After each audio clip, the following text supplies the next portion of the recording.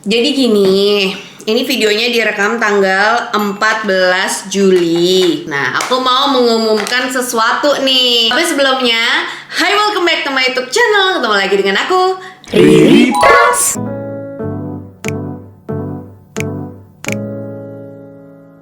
Kan udah banyak juga ya yang nanya ke aku, Kak, kapan ada rencana nambah anak? Kalau dulu aku selalu bilang nggak kepikiran. Nah, di tahun 2023 sebenarnya habis umroh tuh aku udah mulai kepikiran karena emang nambah nggak ya rumah udah sepi nih kayaknya gitu. Nah, kemarin juga udah pada tahu kan kalau misalnya aku pakai KB IUD gitu. Nah, bulan Mei aku yakin untuk lepas KB. Terus habis itu aku pikir tuh yang namanya lepas KB itu bakalan ada perubahan hormonal, jadi nggak bakalan haid selama 3 bulan pertama gitu ya, namanya juga orang awam kan ya. Ternyata katanya kalau misalnya anak pertama lahirannya normal, lepas KB itu nggak akan merubah hormon, jadi bakalan langsung haid seharusnya. Nah, aku nggak haid, jadi ya udah aku pikir mungkin perubahan hormon aja. Dan ternyata dari lepas KB sampai ke bulan Juni itu kayaknya aku udah isi kayaknya. Terus aku sempet tes pack pertama itu di tanggal 17 Juni itu masih negatif. Nah, pulang dari liburan Jepang itu aku rasanya kayak sakit mah tapi nggak udah gitu. Yang tadinya aku suka makanan rumahan, masakan rumahan dengan bumbu sederhana, ini aku kok tiap ngeliat makanan masakannya Ebe pengen muntah gitu. Mual aja sih, tapi nggak sampai yang muntah ya, mual aja gitu rasanya. Terus ya udah aku minumin obat mah 2 hari nggak sembuh. Lalu tanggal 9 Juli aku coba tes pack lagi. Terus aku tinggal 30 menit nih di kamar mandi ya, karena lupa gitu. Terus habis itu pas aku cek lagi, ternyata garisnya kok udah tebel ya. Jadilah aku agak gimana gitu sama papa, ketawa-tawa ya, karena di tanggal 17 Juni kita ngecek tuh negatif, lalu di tanggal 9 Juli kita cek positif, garisnya kereng gitu. Nah, kita mikirnya oke, berarti mungkin kehamilanku ini baru ya 2-3 mingguan kali ya gitu. Nah, besokannya aku langsung appointment ke dokter kandungan yang emang handle aku dari kehamilan pertama gitu lah. Jadi kita continue sampai sekarang gitu. KB juga sama beliau gitu, dan lanjut kehamilan kedua ini kita pengennya juga sama beliau gitu. Nah, kita ke rumah sakit, terus pas kita infoin dokternya bilang, kan saya udah bilang lepas KB IUD itu bakalan bisa langsung isi gitu. Terus aku bilang, iya dok, tapi kan saya nggak mikir ya namanya lepas KB kemungkinan hormon berubah gitu. Kata dokternya, tidak, kalau lahiran pertama itu normal, terus kamu abis itu pakai KB IUD, tidak ada yang namanya haidnya terganggu. Jadi kalau misalnya di bulan itu lepas KB IUD dan langsung bulan berikutnya itu ngandek ya, berarti itu udah hamil. Terus aku bilang, kayaknya mungkin saya hamil 3 mingguan kali ya dok. Terus dokternya ngitung gitu dari haid terakhir kan. Pokoknya kalau hamil itu dihitungnya dari haid terakhir, tanggal terakhirnya kapan itu jangan lupa selalu dicatat, kapan haid, kapan berhenti itu ya, selalu dicatat. Nah, terus abis itu dokternya bilang, enggak, ini feeling saya udah gede. Terus pas dicek, beneran udah 7 minggu. Jadi trimester 1 itu udah jalan setengah guys ya. Ketahuannya udah 7 minggu 5 hari apa kalau nggak salah. Nah, ini pas direkam ini udah 8 minggu, yang berarti udah mau masuk ke bulan ketiga. Kayak wow, udah bulan pertama ke skip nih gitu. Terus abis itu dokter itu ngasih rekomendasi untuk cek darah. Pokoknya bulan pertama sampai bulan keempat itu kan krusial banget ya. Jadi di bulan-bulan ini tuh ada banyak tes yang akan aku jalani. Tes darah dari cek kekentalan darah, cek virus tokso. Bulan depan itu bisa 3D 4D kayak gitu buat ngecek nih anaknya cewek apa cowok gitu. Bulan depan udah bisa. Wow, cepat sekali ya. Abis itu goalsku adalah berikutnya ada beberapa dokter yang akan aku kunjungi. Pertama, dokter gizi. Ini kemarin juga alhamdulillah udah dapat jadwal dan bisa langsung cus ke dokter gizi, karena aku pengen tahu gizi yang baik untuk ibu hamil tuh gimana sih. Ternyata setiap trimester, kayak trimester 1, 2, 3, kebutuhan makanan hariannya itu dan apanya tuh namanya kalori ya, batas kalori hariannya itu beda. Tapi bedanya tuh nambahnya kayak cuma 100-200 gitu loh tiap trimesternya gitu. Jadi ibaratnya tadinya makan telur, putih telur sarapan cuma 2 jadi 3. Terus daging ayam yang tadinya cuma 60 gram itu jadi harus 120 gram. Jadi intinya ya udah makanannya tetap sama, lauknya aja ditambah lagi gitu, lebih full protein lagi. Terus juga untuk aktivitasku dianjurkan sama dokter ya tetap aja kayak biasa. Untuk aku pribadi sih tetap yang nge-gym, tetap jalan pilates oke, renang, jalan kaki itu oke. Intinya yang harus dihindari adalah kegiatan-kegiatan yang bisa melukai tubuh atau bikin infeksi. Nah gitu. Makanan juga aku nggak boleh tuh yang nggak matang. Sama seafood tuh kerang sama binatang apa deh? Predator. Sama predator, ikan predator itu tidak boleh. Ikan predator tuh apa? Hiu. Ikan hiu. Nah itu aku nggak makan sih. Terus apa lagi ya? Ikan sapu-sapu. Oh iya, predator emang sapu-sapu. Siomay dong. Makan lumut. Ya intinya yang kotor lah ya. Nggak boleh. Alkohol tentu tidak boleh. Berikutnya PR-nya adalah skincare. Itu yang paling PR buat aku karena tiap hari kan aku pakai retinol ya. Ini gimana ya? Terus aku juga kayak nggak bisa berhenti expo kan. Apakah kandungannya harus di angka sekian persen tertentu? Nah itu nanti bakal aku update lagi ke kalian. Sekarang tanggal 16 Juli. Sesuai janji aku mau ke SPKK untuk konsul kandungan-kandungan apa aja yang aman untuk kondisi kulitku selama kehamilan ini. Tahak-tahak terus kayak mual gitu. Mudah-mudahan begini-begini aja ya, nggak pakai acara munte-munte.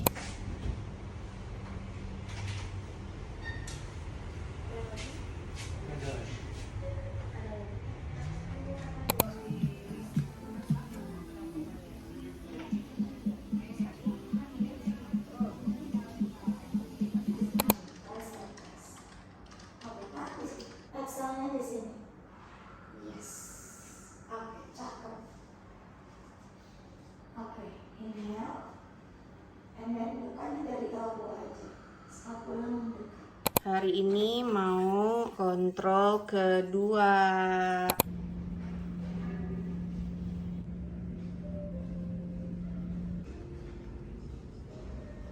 Oke. Nah itu dia. Lu pegang-pegang kepala. Halo, aku kembali lagi dan ini udah di tanggal 8 Agustus. Kemarin aku baru ngecek konsul kedua untuk kehamilanku dan ternyata ada salah perhitungan gitu deh. Intinya, saat video ini tayang udah masuk end of trimester 1 yang dimana sudah menuju trimester 2. Yeay, alhamdulillah. Ada beberapa hal yang mau aku update terkait aku udah konsul ke dokter kulit, terus juga aku mau update kondisiku terkini. Terakhir aku update kalau aku udah ke dokter gizi dan mau ke dokter kulit kan. Nah, aku udah ke dokter kulit nih. Jadi ternyata kalau untuk ibu hamil itu sebenarnya dari dokter kulit sendiri nggak ada larangan macem-macem karena produk yang dijual bebas ya, itu tuh katanya kandungannya itu nggak ada yang bisa sampai ke permukaan ataupun lapisan kulit terdalam. Jadi hanya di lapisan luar aja untuk produk-produk yang dijual umum gitu dan BPOM approve gitu ya. Tapi dokter kulitku sih nyaranin kalau mau aman pakai kandungan skincare-nya itu yang emang ditaruh di luar aja tuh aman gitu, nggak perlu dimasuk ke dalam kulkas. Karena kandungan apapun yang harus dimasukin ke dalam kulkas itu udah pasti kandungan aktif. Kayak gitu kalau mau amannya. Kalau misalnya udah pakai krim racikan macam-macam harus ada disimpan di kulkas karena dalam waktu sekian akan berubah bentuk. Nah, itu udah pasti kandungannya udah aneh-aneh dan macam-macam dan aktif banget dan pastinya itu kan harus pakai resep ya. Nah, yang kayak gitu yang tidak dianjurkan gitu. Jadi kalau kata dokter kulitku mau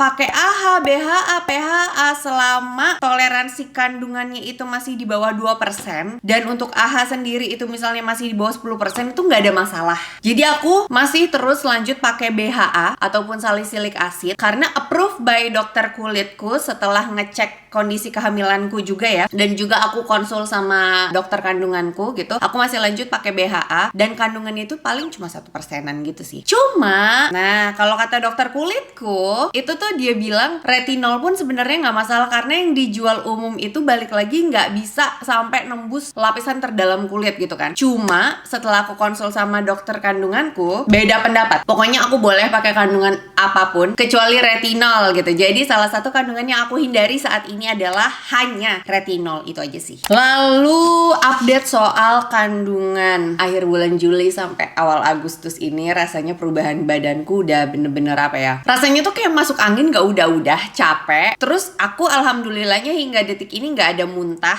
hanya mual. Dan setelah aku notice, aku tuh mual kalau abis makan makanan yang bikin perutku bloating. Contohnya tepung-tepungan, termasuk bakso. Bayangin aku gak bisa makan bakso. Terus juga bakso aci tuh udah pasti gak bisa. Seblak-seblakan gak bisa. Terus apalagi mie ayam aku gak bisa karena itu kan tepung ya. Kemarin sempet banget pengen gorengan, aku makan ya Allah kecil segini nih cuma 2 biji gitu, bakwan goreng gak bisa juga. Tepung-tepungan aku stop sih, walaupun aku pengen banget gitu, tapi enggak lah, afternya tuh gak enak banget gitu. Jadi aku gak peduli yang dibilang nanti ngidam pengen ini pengen itu, enggak, karena aku tahu banget rasanya setelah makan tepung-tepungan itu tuh mualnya tuh kayak yang lemes, pokoknya gak bisa ngapa-ngapain dan ganggu aktivitasku. Sama sebenarnya dari awal aku tahu hamil itu tuh rasanya malam-malam aku pengennya ngerujak gitu, mangga muda, bener-bener muda, mentah ya, bukan mengkal. Bayangin aku pengennya tuh ngerujak mangga muda, air liurku sampai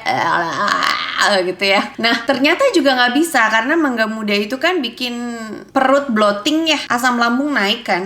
Gak bisa. Terus aku juga sempat beli beberapa permen Fuego, kalau misalnya kalian tahu ya, permen Meksiko itu loh, itu juga nggak bisa. Terus asinan, aku sempat beli 1 liter, baru makan semangkok kecil, itu juga udah nggak bisa. Jadilah sekarang kalau mau makan lebih aware sih. Ini makanannya bakalan bikin asam lambungku ataupun mahku naik atau enggak. Nggak usah yang asam-asam deh, buah pun ya. Aku nggak bisa macem-macem. Semangka tuh masih oke banget. Mangga harus yang mateng banget.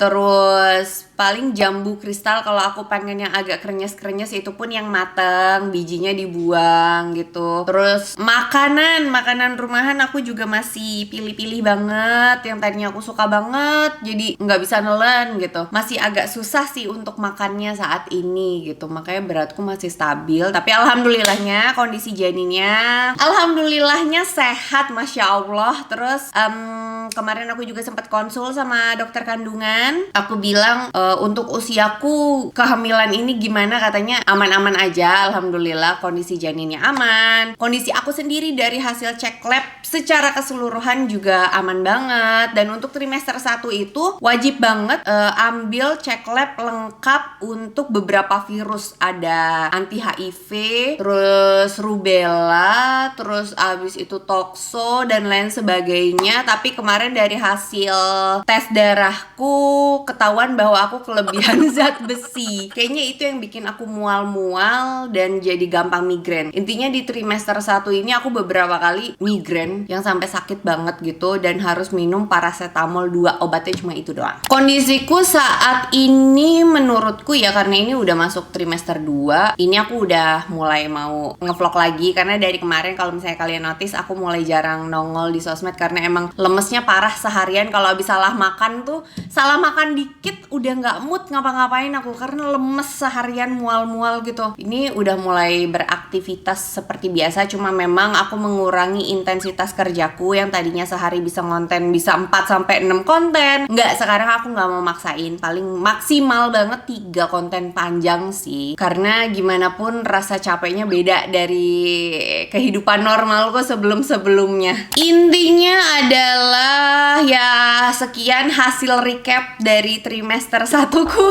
Setelah ini mungkin nanti aku bakalan bikin lagi recap trimester 2 ya, notesnya apa-apa aja, karena siapa tahu bisa menambah info ilmu untuk ibu-ibu baru di sana. Kalau misalnya ada yang masih mau ditanya-tanyain, boleh drop pertanyaan kalian di kolom komen di bawah aja. Nanti aku bakalan banyak update juga soal apa yang aku rasain sehari-hari, tapi di sosmedku mungkin ya kita keep update aja lah. Tapi mungkin aku akan tidak seaktif biasanya ya, tapi ya tetap sih aku berusaha semaksimal mungkin tiap hari tetap gerak gitu loh, jangan rebahan aja gitu kan. Makin aku nurutin badanku maunya rebahan aja, makin aku lemes gitu. Jadi aku harus lawan sebisa mungkin gitu. Dan dalam beberapa tahun ke depan mungkin rambutku akan senantiasa pendek dulu deh, karena nggak mau repot ngurusinnya gitu. Ya udah segitu aja. Aku minta doa restu support dari kalian. Semoga dari info yang aku share ini ada manfaat yang bisa dipetik. Walaupun kayaknya ada nggak ya? Ya mudah-mudahan ada lah ya. Ya udah sekian videonya. Makasih banyak buat kalian yang udah nonton video ini dari awal sampai habis. It means a lot for me. Jangan lupa buat tinggalin jejak dengan klik likes dan subscribe channel YouTube aku. Udah? Terus jangan lupa juga untuk aktifin bel notifikasi kalian supaya kalian jadi Camen Squad aku yang pertama tahu kalau misalnya ada video baru yang diupload di channel YouTube ini. Once again, thank you guys for watching and I'll see you soon on my next video. Bye!